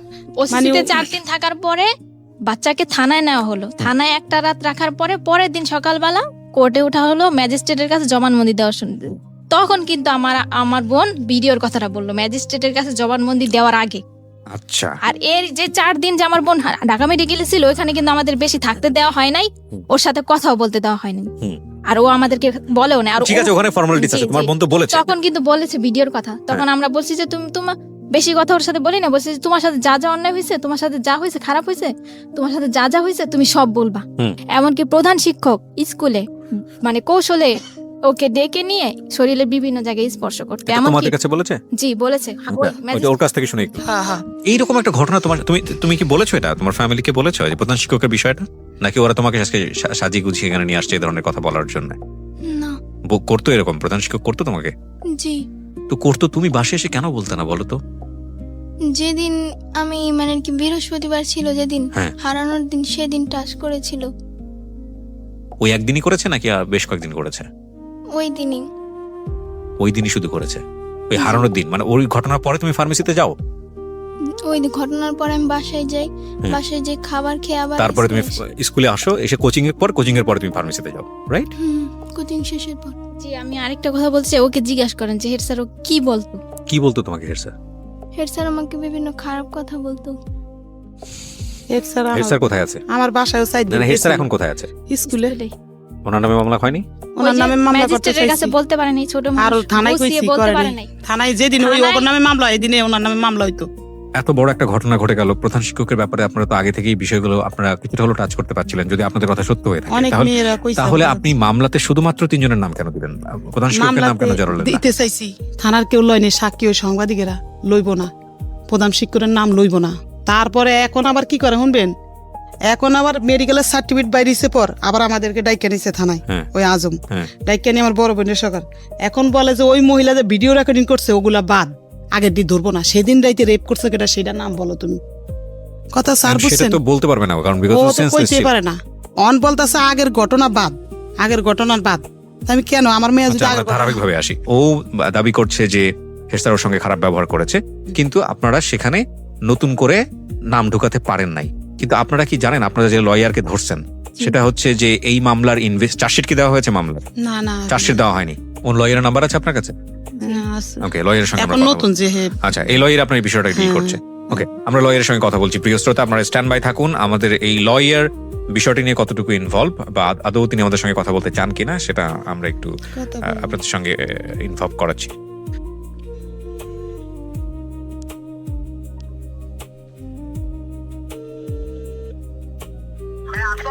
জি, আসসালামু আলাইকুম। আমি আরজি কিবরিয়া বলছি ঢাকা এফএম থেকে। আপনার ক্লায়েন্টের সঙ্গে বোধহয় কথা হয়েছে আপনার? সমস্যা নাই আমি ওনাদের যে ঘটনাটা ঘটেছে, হ্যাঁ, এই ঘটনার উপরে আমরা রেডিওতে ওনাদের পুরো ঘটনাটাই প্রচার করছি। তো এটা এখানে আমাদের মনে হলো যে আপনি যেহেতু ওনার ঘটনার লয়ার, ওনার মেয়ের যে সাথে যে ঘটনাটা ঘটেছে, আপনার সঙ্গে একটু কথা বলা দরকার, এই কারণেই আপনাকে ফোন দেয়। তো আপনি কি কারি লিয়াকত বলছেন? আমি ওনার যদি বলেন, আমরা মোটামুটি মামলা স্যারের থেকে আমি শেয়ার লিঙ্ক করি, তো আচ্ছা, সেখানে খুব বিগ পয়েন্ট, সেখানে আমি স্যারের হেল্প নিয়ে দিব আপনাকে। আপনি বলেন। ওকে, আপনার নামটা একটু বলেন প্লিজ। আমার নামটা হচ্ছে রোমান। তো রোমান ভাই, আমরা যতটুকু জানি যে এই মামলায় 3 জন গ্রেপ্তার হয়েছে এখন পর্যন্ত। হ্যাঁ, 3 জন গ্রেপ্তার। আচ্ছা, ওনারা যেই এই যে হেড স্যারের বিষয়ে যে কথাগুলো বললো, বা আমি তো নিজেও ভিকটিম, আমার সামনে আছে, আমি ওনার সঙ্গে কথা বললাম, তো সেখানে যেটা বুঝতে পারছি যে ভিকটিম তো হেড স্যারের কথা বলছে। তো এক্ষেত্রে আপনাদের জায়গা থেকে কি কোনো স্টেপ নেওয়ার আছে, যে আর যারা বাইরে আছে তাদেরকে নিয়ে কোনো ধরনের কোনো স্টেপ? আমি বলি, এখানে হচ্ছে যখন একটা মামলা আয়ন হয়, মানে থানায় হয়, এখানে একটা সামনে কোন তদন্ত করার দায়িত্ব হচ্ছে একজন আয়ন, মানে যে ইনভেস্টিগেশন অফিসার। উনি একটা ঘটনা জানবে বাদী থেকে, হ্যাঁ, বা অভিযোগকারী থেকে জানবে, জেনে উনি ওনার যে পয়েন্ট গুলো আছে, যে ওইগুলো আছে, ওইগুলো অনুযায়ী উনি একটা ঘটনার সাথে কে জড়িত থাকতে পারে। ফর এক্সাম্পল, আমি এক্স কে বললাম যে এক্স এই কাজটা করছে, কিন্তু উনি তদন্ত করে দেখো ওয়াই হয়েছে, ওয়াই ওটার সাথে জড়িত আছে, তো এটা সম্পূর্ণ দায়িত্ব হচ্ছে ওনার। এখন উনি যদি এক্স কে এক্স সত্যিকারী মানে লায়াবেল, উনি এক্স কে বাদ দিয়া বলো যে এক্স না, ঠিক আছে, আকাশ কেউ, এক্ষেত্রে হচ্ছে আমরা করতে পারবো কি, যখন মামলাটা কোর্টে আসবে, জিএস আসবে, তখন আমরা নারাজি দিব যে না, এটাই হয় নাই, আমরা অধিকতর তদন্ত অন্য কোনো এজেন্সি দ্বারা চাচ্ছি, ঠিক আছে। এখন এই মামলার যে মূল, আমি বলি মামলা সম্পর্কে আমি জানি যতটুকু বলি, মামলার মেন কাহিনী হচ্ছে কি আয়ু বায়েস, সম্ভবত আয়ু বায়েস। এখন আয়ু অনলি ওই যে আব্দুল রব যে অ্যারেস্ট হয়েছে, হ্যাঁ, ওনার শুধু আলামত ডিএনএ টেস্ট করতেছে ইয়ের সাথে, ওই যে ভিকটিমের কাছে যে আলামত পাইছে সেই আলামত থেকে এই শুধু ওনার ইয়েটার জন্য উনি এই কোর্টে পারমিশন চাইছে, ঠিক আছে। কোর্ট ওনাকে পারমিশন দিচ্ছে ওই ম্যাচিং করার জন্য, যেটা সাদৃশ্যতা না এই দৃশ্যতা, হ্যাঁ, এটার জন্য আদেশ দিচ্ছে। এখন এই ক্ষেত্রে যদি এক্ষেত্রে এটা হচ্ছে আয়ু যদি চায় যে না, এটা অন্য কারো হাত থাকতে পারে, আয়ু অন্য আরেকজনকে সেটা করতে পারে, বা তাকে সেই মামলায় জড়িত করতে পারে, তার সম্পর্কে সে জানতে পারে, সেক্ষেত্রে আমরা আমার বেশি কিছু আমরা পাই, আমাদের ওরকম কিছু থাকে না। না, কিন্তু আমি যতটুকু জানি যে প্রাথমিক তদন্তে উনি যেভাবে ইনভেস্টিগেট করছেন, সেখানে যদি আপনাদের সে থাকে, সেটা আপনার নারাজি দিয়ে আবার কোর্টে সেটা পেশ করতে পারেন, তাই তো? হ্যাঁ, আমরা সেটা আবার বলতে পারবো যে না, এটা হয় নাই, এক্ষেত্রে আমরা চাচ্ছি না। এটা আসলে আমরা এখনই এভাবে বলাটা উচিত হবে না, কারণ যেহেতু চাষিটা এখনো আসেনি, সুতরাং এখনই নারাজির প্রসঙ্গ। সালমা অনেক কিছু বলে, আর একটা আয়ু চাইলেই তার মন গড়া হবে একদম একটা, যেখানে ভিকটিম থেকে ধর্ষণের আলামত পাওয়া গেছে মেডিকেলে, রাইট, এক্ষেত্রে আয়ু চাইলেই একটা মামলার ধারা কমায় দিয়া বা কাইদা দিয়ে করতে পারবে না, মন গড়া রিপোর্ট দিতে পারবে না। উনি ভিকটিম, এই জন্য ওনার ভিতরে একটা আতঙ্ক কাজ করতেছে, হায় বুঝি আমাকে এইভাবে শেষ করে দিবে, আমাকে এইভাবে ঠকাই দিবে, থাকা কাজ করতেছে। আমাদের, আমরা যারা মিডিয়া দিব, আমরা যারা এইখানে এগুলা হেল্প করতেছে, তাদের আমাদের বেশি খুব আতঙ্ক হলে চলবে না, আমাদের তাকে সান্ত্বনা দিয়ে রাখতে হবে। রাইট। আরেকটা বিষয় আমি আপনাদের কাছ থেকে একটু জানতে পারি কিনা, সেটা হচ্ছে এই ধরনের মামলাতে ওনার তো নিজের কোনো অ্যাবিলিটি নাই, মানে সেই অর্থে ইকোনমিক কোনো অ্যাবিলিটি নাই, সেক্ষেত্রে আপনারা কিভাবে সহযোগিতা করছেন? মানে ওনার তো সেই অর্থে তেমন একটা ইকোনমিক অ্যাবিলিটি নাই, মানে আমি তো আপনারা কিভাবে সহযোগিতা করছেন আসলে এই জায়গা থেকে, কারণ আপনাদের নিজেরা তো এখানে প্রফেশনাল, রাইট? আমাদের সিনিয়ররা একটা হিয়ারিং এ গেলে মানে থাকে, সেক্ষেত্রে আমরা ওনাকে ওরকম চাই না, উনি যা দেয় আমরা সেটা যা দেয়, উনি যেটা দিচ্ছে বা দিতে পারতেছে, আমরা সেটাই ওনা থেকে নিচ্ছি, আমরা আমারই কোনো কিছু নিচ্ছি না ওনার কাছ থেকে। আমি একটা বিষয় একটু আপনার কাছ থেকে জানতে চাই, সেটা হচ্ছে যেহেতু আপনি লয়ার, এই মামলায় যে ধারাটা আছে, হ্যাঁ, এই মামলায় যে ধারাটা দেয়া হয়েছে, সেই ধারার সর্বোচ্চ শাস্তি কি হতে পারে? আমি একটু আমাদের লিসনার যারা আছেন, মানে এটা যদি প্রমাণ হয় তাহলে মৃত্যুদণ্ড হয়ে যাবে, তাই তো আসামির? হ্যাঁ, এটা মৃত্যুদণ্ড। আপনি প্রমাণ হয়ে আসলে বিচারকের কাছে যদি আপনি সাক্ষী প্রমাণ দিয়ে সম্পূর্ণ প্রমাণ করতে পারেন, জি, নয়ের ক যেটা, ওটাতে মানে একদম মৃত্যুদণ্ড, ঠিক আছে, ওটাতে কোনো ইয়ে নাই। ঠিক আছে Romel, thank you so much আমাদেরকে সময় দেওয়ার জন্য, থ্যাংক ইউ। আপনার সামনেই কথা বললাম, আমাদের লিসনাররাও শুনলো, এটা সব পুরো মানে একবারে আনকাট ভাবে রেডিওতে প্রচার করছি আমি, পুরো কথাটাই হলো। সেটা হচ্ছে যে এগুলো করতে গেলে এক ধরনের বিভিন্ন রকমের মানসিক জটিলতা, মানসিক চাপ তো আছে, সিস্টেমেটিক জটিলতা আছে, আমরা জানি, এগুলো আইনের ব্যাপার, বছরের পর বছর ধরে চলতে থাকে। তবে ন্যায় বিচার আসবে, এই বিশ্বাসটা রাখতে হবে, প্রথম কথা হচ্ছে এটা। আর দ্বিতীয় কথা হচ্ছে যে যিনি ভিকটিম, তিনি উপস্থিত আছেন, যারা এতক্ষণ ধরে শুনে এসছেন। নতুন করে বলার কিছু নেই, কিন্তু যার নামটা এখানে চলে এসছে, যেটা আমাকে ভয়ানকভাবে আঘাত করেছে, সেটা হচ্ছে এই সরকারি প্রাথমিক বিদ্যালয়ের প্রিন্সিপাল। ওনার নাম যেহেতু এসছে, উনি সম্মানিত ব্যক্তি, যেহেতু মামলাতেও নেই এবং এটা প্রমাণও হয় না, যেহেতু ওনার নাম মামলাতে যেহেতু নেই, এখন পর্যন্ত প্রমাণ যেহেতু হয় না, সুতরাং সেই জায়গাটি থেকে আমরা আসলে দাবি করতে পারি না উনি এই ধরনের কাজ করেছে নাকি করেনি, কারণ এটার এখতিয়ার কেবলমাত্র কোর্টেরই আছে। কিন্তু যেহেতু এই ধরনের একটা অনুষ্ঠানে তার নাম এসছে, সুতরাং আমরা এটা নৈতিক দাবি মনে করছি তার সঙ্গে কথা বলার, এবং তিনি যেটাই বলুন না কেন সেটা তার বলার অধিকার আছে। তো সেই জায়গাটি থেকে তিনি আমাকে একেবারেই চেনেন না, আমি ফোন একেবারে আনকাট অবস্থায় তাকে দিচ্ছি, এরপরে দেখা যাক কি ঘটনা ঘটে। কি নাম বললেন? যেহেতু আপনার নামটা এখানে আসেনি, সুতরাং এখানে আপনার বক্তব্যটাও প্রাসঙ্গিক হয়ে যায়, সেই জন্যই আপনাকে ফোন দেয়া। আর আপনি যেহেতু স্কুলের প্রধান শিক্ষক, সেই রেসপেক্টটা আমাদের কোনো অংশেই কমতি নাই। সো আপনার আসলে কি বলার আছে বিষয়টা নিয়ে, বা আপনি কতটুকু জানেন? দায়িত্বের জায়গা থেকে তো আপনারও কিছু না কিছু করার ছিল। কি হয়েছে আসলে আমাদেরকে যদি বলতেন। আপনাকে ধন্যবাদ জানাই বলতেছি যে এটা স্কুলের একটা বাইরের ঘটনা ছিল, ঠিক আছে? স্কুলের বাইরের ঘটনা? স্কুলের বাইরের ঘটনা। এবং শ্যামপুর থানায় যখন এটার মামলা হয়েছে, শ্যামপুর থানার থেকে এটা তদন্ত হয়েছে। তারপরে তদন্ত হয়ে এটা আবার আপনার ইয়েতে গেছে শেরগা থানা। আচ্ছা, সাপোর্টার যেটা আছে। আচ্ছা, ভিকটিম সাপোর্ট সেন্টার থেকে তো আপনাকেও ডাকা হয়েছিল, আমরা যতটুকু জানি। হ্যাঁ, আমি গিয়েছিলাম এবং ওইখান থেকে ওরা ছিল, তদন্ত আসছিল। আচ্ছা, ওইখান থেকে ওই নামে এক পুলিশ অফিসার আসছিল, আসছিল আপনার ওইখানে আমি ছুটিতে ছিলাম। উনি আমার সহকারী প্লাস হলো আমার যে স্টুডেন্টরা ছিল ওদের থেকে একটা স্টেটমেন্ট উনি নিয়েছে। আচ্ছা, যেদিন এই ঘটনাটা হয়েছে সেদিন ছিল বৃহস্পতিবার, পরীক্ষা চলে তখন। আমি আমার এক সহকারীকে নিয়ে পরীক্ষার কেন্দ্রে গিয়েছিলাম, ওই সহকারীও স্টেটমেন্ট দিয়েছিল, স্যার আমি একসাথে আপনার 9:30টার দিকে পরীক্ষার হলে থাকি এবং ওইখান থেকে আপনার প্রায় 1:30টার দিকে ওইখান থেকে। কিন্তু একটা বিষয় তো এখানে স্পষ্টভাবে এসছে যে আপনার স্কুলে আসা অবস্থায় হচ্ছে সে মানে হারিয়ে যায়, এবং এ ব্যাপারে যেটা হচ্ছে যে সালমা যিনি অভিযোগ করলেন যে আপনার সঙ্গে বহুবার যোগাযোগ করেছে, আপনার কাছ থেকে সাহায্য চেয়েছে তার বাচ্চাকে খুঁজে পাওয়ার জন্য, সেক্ষেত্রে আপনারা কোনো সহযোগিতা করেননি, এটা আসলে কতটুকু সত্য? সম্পূর্ণ মিথ্যা কথা। আচ্ছা, উনি আমার বাসায় যখন গেছে 3টার পরে, আমি তখন ভাত খেয়ে তখন স্টুডেন্ট পড়াচ্ছি আমার বাসায়, কারণ জিএসসি পরীক্ষার কিন্তু এরপর দিন হলো ইংরেজি পরীক্ষা। বাসায় পড়াচ্ছেন মানে আপনি প্রাইভেট পড়াচ্ছেন, তাই তো? আমার ওই তো স্টুডেন্ট ছিল আর কি। আচ্ছা, ওরা বাসায় আসছে। আচ্ছা একজন। আচ্ছা, এখানে আরেকটা বিষয় এসছে সালাউদ্দিন সাহেব, সেটা হচ্ছে যে আমরা এরকম শুনলাম সালমার কাছ থেকে যে মানে বাচ্চাদেরকে এইরকম বাসায় পড়ানো বা কোচিং পড়াতে এটা বাধ্য করা হয়, এটা আসলে কতটুকু সত্য আপনার স্কুলের ক্ষেত্রে? না, এটার কোনো সত্যতা নাই, এটা মিথ্যা কথা। আর আমাদের ওই যে আছে আপনার যে পঞ্চম আর অষ্টম, আমাদের এখানে অষ্টম পর্যন্ত আছে। জি, অষ্টম পর্যন্ত। পঞ্চমের আমাদের নিজে থেকে যে পঞ্চম পিছিয়ে পড়ে ছেলে মেয়েদেরকে আমরা বিশেষ একটা ক্লাসের ব্যবস্থা করে থাকি ছুটির পরে। আচ্ছা, এটা আমাদের অফিস থেকে একটা নির্দেশ থাকে যে ওদেরকে আপনারা যে করেই হোক পিছিয়ে পড়া ছেলে মেয়েদেরকে একটু অগ্রসর করেন। আচ্ছা আচ্ছা, আমাদের জায়গা থেকে একটা বিষয় আমরা বুঝতে পারছি যে আপনি যেটা বলছেন যে ওনারা যেটা অভিযোগ করছে সেটা সম্পূর্ণরূপে মিথ্যা, আপনার বিরুদ্ধে যে অভিযোগটা এসছে।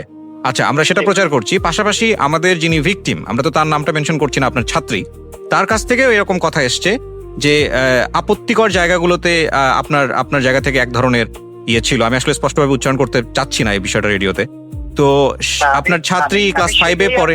হ্যাঁ, আমি প্রশ্নটা একটু কমপ্লিট করি যে ওর কি আপনার প্রতি কোনো ব্যক্তিগত ক্ষোভ ছিল যে কারণে আপনার মনে হতে পারে যে আপনার সম্পর্কে মিথ্যা কথা বলছে, যেটা তো হওয়ার কথা না একটা শিক্ষকের বিরুদ্ধে। আসলে ওদের যে বক্তব্য, সেই বক্তব্য অনুযায়ী যেটা বুঝতে পারছি, যেটা লম্বা সময় ধরে হয়েছে, চেতনানাশক ঔষধ প্রয়োগ করে এটা লম্বা সময় ধরে হয়েছে, এটা আসলে স্কুলে থাকা মানে এটার সাথে আপনি জড়িত ছিলেন?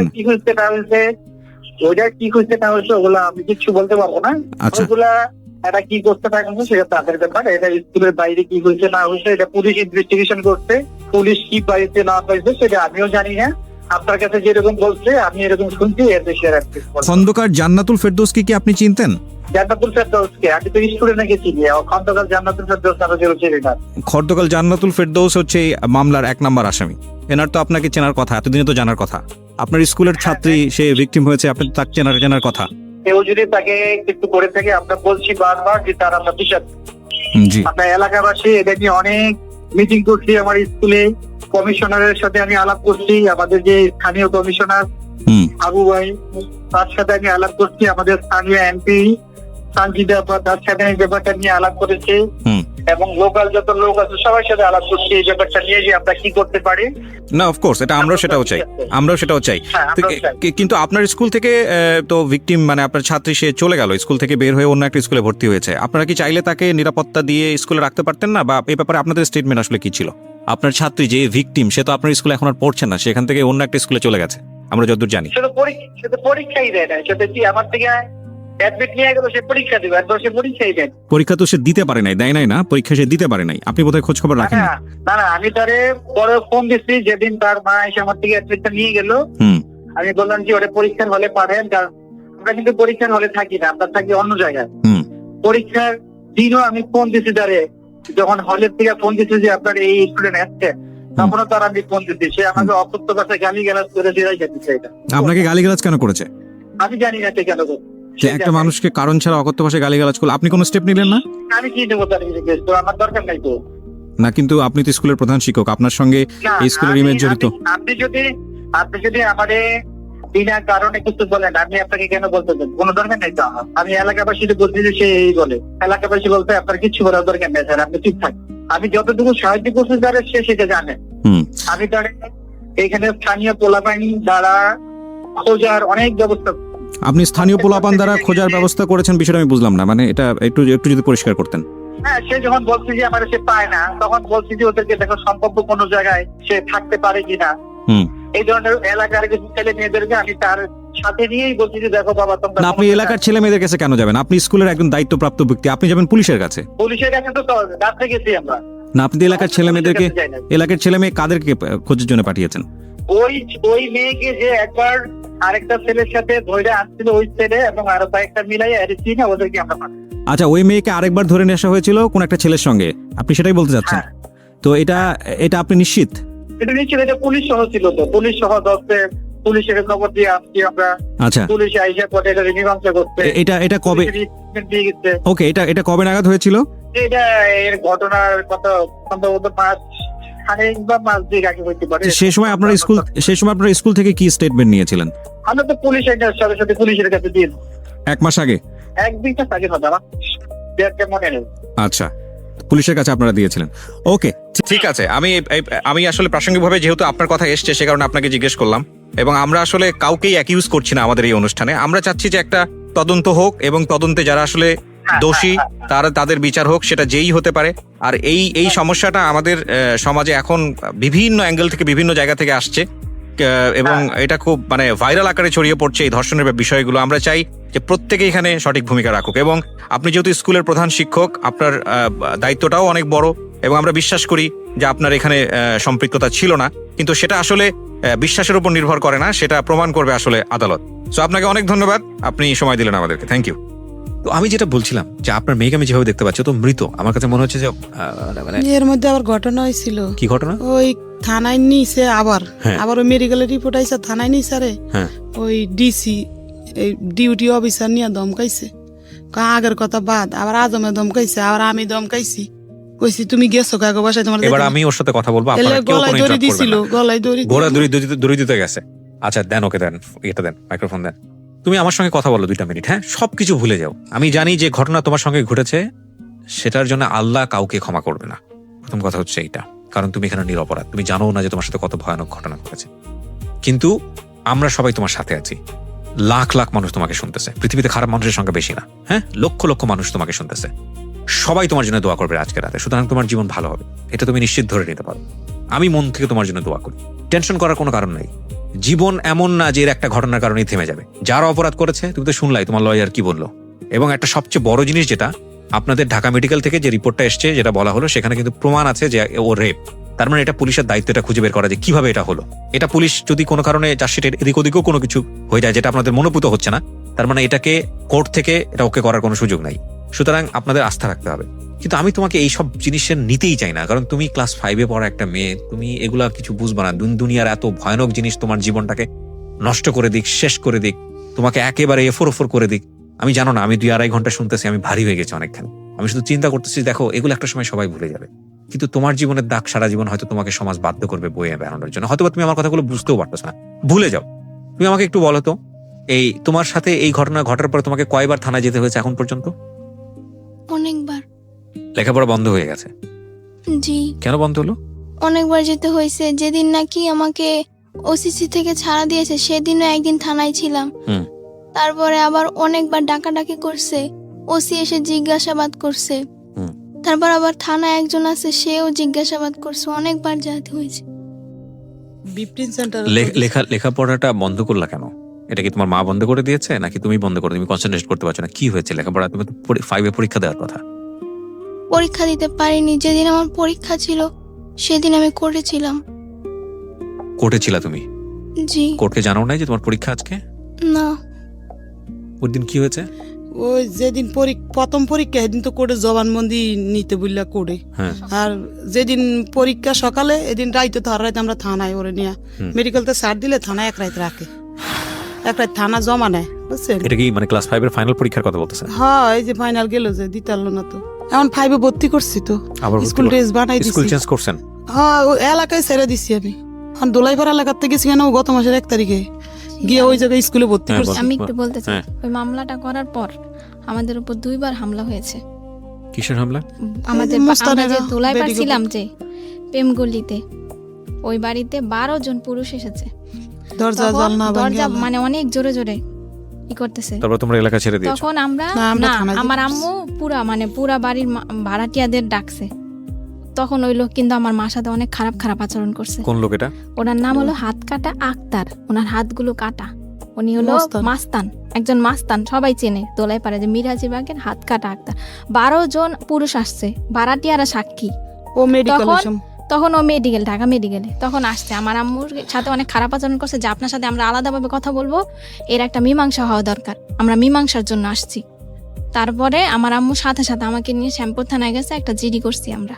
এই ঘটনার প্রেক্ষাপটে? জি। আর ওই দিন সকালবেলাও একজন এসেছে, যে ওই যে খন্দকার জান্নাতুল ফেরদৌস যে ঘরে যে একটা মেয়ে থাকে মিতু, ওই মিতু একজন লোককে নিয়ে আসছে। ওই লোক আমাদেরকে খুঁজে পায় নাই, আমরা সকালবেলা মেডিকেলে ছিলাম, তো আমাদের বাড়িওয়ালার কাছে কি না কি জিজ্ঞেস করছে, জিজ্ঞেস করার পরে চলে গেছে, আমাদেরকে পায় নাই। ওই জিডির কাগজ আমাদের কাছে আছে। তারপরে কিছুদিন আগে যে আমার আম্মু যে কোর্টে গেল, সিএম কোর্টের বাইরে, সিএমএম কোর্ট? জি, সিএমএম কোর্টের বাইরে আসামি পক্ষের লোকেরা আমার আম্মুর ওন্না ছিঁড়ে ফেলতে নিছে। আমার আম্মুর উপর মানে যখনই দেখে খারাপ কথা বলে, তারপর আমার আম্মুকে হামলা করতে চায়। কোর্টে তো ওকেও নিয়ে যেতে হয়? না না, ও যায় ওকে না। নিতে আমার হয়? আম্মু বাদী, আমার আম্মু যায়। তো আমার আম্মু কোতোয়ালি বাদী থানায় একটা জিডি করছে, সাধারণ হামলা হওয়ার পরে সাথে সাথে আমার আম্মু একটা জিডি এবং করছে। আপনারা জায়গাটা ছেড়ে দিয়েছেন? জি, আপনি জি। এখন কি করেন পেশায়? ওই কাপড় বিক্রি করি। কাপড়, এই বোরকা পরে কাপড়? এই আরানের আগে বললাম না কিস্তি পাইছি, এই টাকা দিয়ে মাল উড়াইছি, বেচতে পারি নাই তো। আমার কিছু বলার আর নাই। ঘরে একটা আলমারি আছিল, হুম। ওইটা 10,000 টাকা বিক্রি করছি। একটা আলমারি বানাইছিলাম ওই কাপড় চোপড় রাখার লেগে, মানে এটা বিক্রি করে লাইছি। এটা দিয়ে যে গাড়ি ভাড়া বুড়া দিয়ে কোর্টে যাই, ওই টুকটাক করে উকিলের 300 টাকা এই আলমারি বিক্রি করার টাকা দিয়ে? হ্যাঁ, বেচ চালাইছি, ওটা দিয়ে চলতেছে। একটা কথা বলতে পারি শুধু, ইতিহাসের জঘন্যতম একটা এপিসোড প্রচার হলো আজকের এই জীবন গল্পে। আমাদের যে মনুষ্য পরিচয় না, এই মনুষ্য পরিচয়গুলা, আমরা ভয়ানক খারাপ মানুষ। আমার এই সব মানে সিলেবাস এই খুব সুন্দর করে কথাবার্তা বলা, এগুলো সব থেকে বের হয়ে আসে ভিতর থেকে, যেগুলো আসতে সেটা আমি বের করতে পারতেছি না। আমি সরি টু সে, আমরা ভয়ানক রকমের বাজে মানুষ। আমি সাধারণত কখনোই মানে এতটা বেশি পেসিমিস্ট, মানে এতটা বেশি হতাশ হই না, এতটা বেশি ঋণাত্মক কথাবার্তা বলি না। বাট আজকে আমার খুব বলতে ইচ্ছে করছে, কেন জানি। লেভেল থাকা উচিত তো, তাই না? মানে একটা হচ্ছে, এটা তো অবশ্যই একটা পারভার্টনেস, ভয়ানক রকম ভাবে বিকৃত মানসিকতার যারা, তারা এই ধরনের শিশু যৌন নির্যাতনের সঙ্গে জড়িত।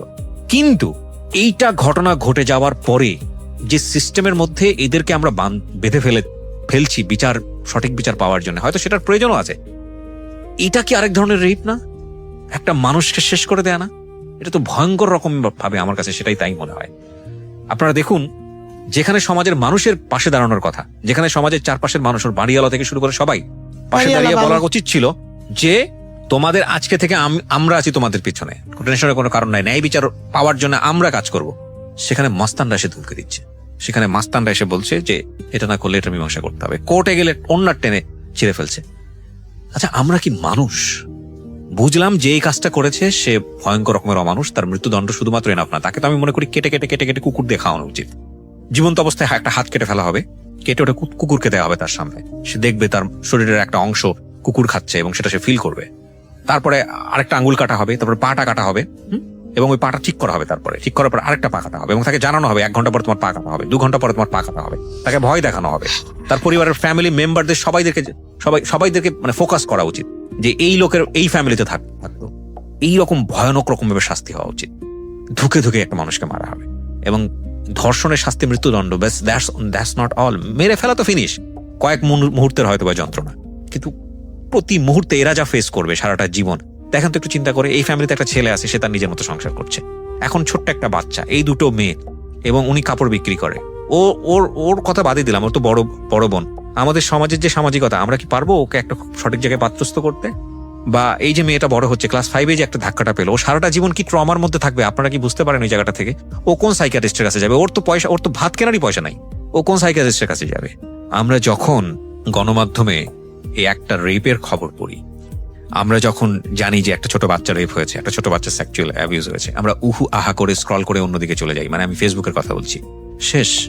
কিন্তু আমরা কি জানি একটা রেপের পর একটা ফ্যামিলিকে সারাটা জীবন রেপ সিস্টেমের মধ্যে চলতে হয়? সমাজ তাকে কিভাবে পরিমাণ রেপ করে, কিভাবে বাঁকা চোখে তাকাবে এর মায়ের দিকে, এর মেয়ের দিকে। একটু এই মেয়েটা যদি জীবনে একটু এদিক ওদিক থেকে করে, সবাই তাকে খোঁটা দেবে। আমরা আমাদের জায়গাটা থেকে কবে মানুষ হবো? অন্তত এইসব সেন্সিটিভ জায়গাটা থেকে। ছি ছি ছি ছি, একটা ছোট বাচ্চা যে দিন দুনিয়া বোঝে না। আমি অনেক বেশি হতাশ, আমি আসলে আজকের এপিসোডটাতে অনেক বেশি হতাশ, এবং আমার আর কিছু বলার নাই, নাথিং টু সে। তোমার কোনো স্বপ্ন আছে? তুমি স্বপ্ন বুঝো? মানুষ যে ভবিষ্যতে বড় হয়ে এটা হতে চায়, ওটা হতে চায়, এরকম কোনো স্বপ্ন আছে? সেনাবাহিনী। দাঁড়ান, ওর কাছ থেকে শুনি। তুমি বলো তো, তুমি এখন কি স্বপ্ন দেখো? তোমার যা মন চাই বল, তোমার কথাতেই শেষ করবো আজকের অনুষ্ঠানটা। কি করবা তুমি? তোমার এই যে ঘটনাটা ঘটে গেছে এত কিছুর পরে, তোমার বাসাও চেঞ্জ হয়েছে, তুমি এখন কি করবা? কিছু চিন্তা ভাবনা আছে? কোনো চিন্তা ভাবনা নাই? আমি তোমাকে একজন ভালো সাইকিয়াট্রিস্টের কাছে ব্যবস্থা করে দিব। তুমি ওখানে যাবা, তুমি তোমার মা ওনাকে নিয়ে যাবেন, তোমার কাছ থেকে 1 পয়সাও নিবে না, ঠিক আছে? তুমি ওনার কাছে মন খুলে কথাবার্তা বলবা, এবং উনি তোমাকে কাউন্সিলিং দেবে।